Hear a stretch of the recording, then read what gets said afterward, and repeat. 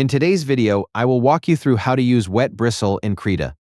Press B to activate the freehand brush tool. Open the brush presets docker and search for Wet Bristle. Select the brush to start painting. Use pen pressure to control your strokes.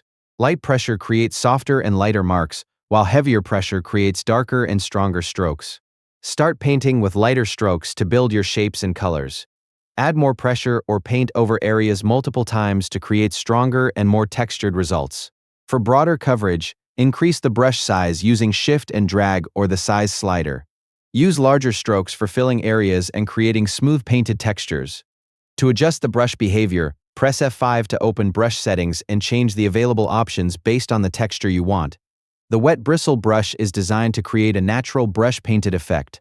It's great for painting, blending, textured strokes, and artwork, where you want a realistic wet brush appearance. And that's how to use Wet Bristle in Krita. Thank you for watching the video.